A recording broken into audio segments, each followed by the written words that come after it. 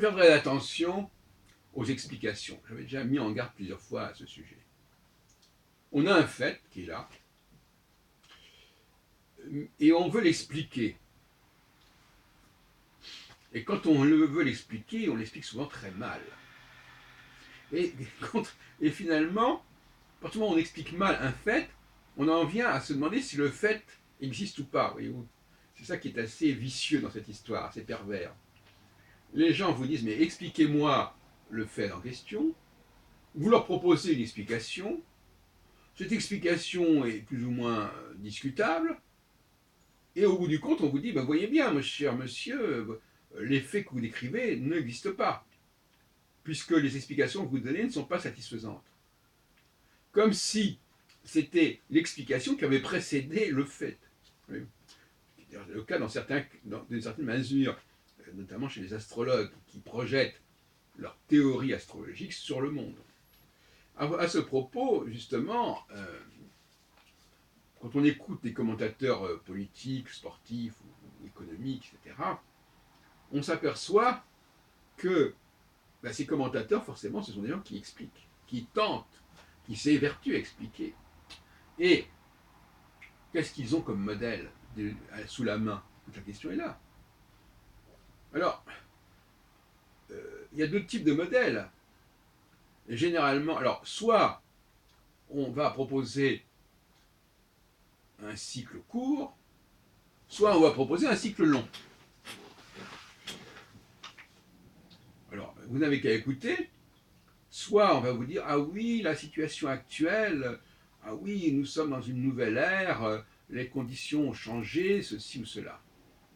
Et on laisse entendre que ça va durer indéfiniment.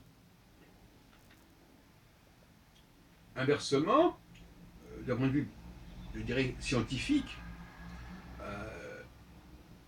quand on dispose vraiment d'un modèle à peu près structuré, on peut se permettre de dire non, ça va durer 2 ans, 3 ans. Mais intellectuellement, nous n'avons pas actuellement en 2016, en ce 18 juin 2016, nous n'avons pas les outils intellectuels pour situer chronologiquement, cycliquement, une situation. Donc nous en sommes à des modèles comme ça, de bouleversement, de changement, qui sont tout à fait surdimensionnés. Vous voyez ce que je veux dire? Ils sont surdimensionnés. Nous avons globalement un surdimensionnement dans nos explications des situations existantes. Pourquoi? Parce que nous ne faisons pas la part de la projection subjective. Nous croyons que si les comportements sont comme ceci ou comme cela, cela tient à la réalité des choses. C'est-à-dire que les phénomènes sont comme ceci, comme cela, et ça provoque telle et telle réaction. Or, ce n'est pas le cas. Dans bien des cas, c'est l'inverse. C'est une évolution intérieure, cyclique, subjective, qui nous fait appréhender les choses d'une certaine façon. Et quand cette évolution aura changé, eh bien, on percevra les choses autrement. Donc, ce n'est pas la peine de nous parler de changements fondamentaux de la nature, de la réalité, de l'environnement, de la politique. En réalité, ce n'est pas de ça dont il s'agit. Il s'agit d'une propension, à un moment donné, à lire les choses d'une certaine manière, à les interpréter d'une certaine manière. Et à ce moment-là, quand on passe d'une appréhension objective du monde à une appréhension subjective du monde, sur le plan cyclique, on peut effectivement relativiser les choses et dire que, bon, actuellement, on passe par un état d'âme, si vous voulez, d'un certain type, par un certain mode de fonctionnement d'un certain type, mais que, finalement,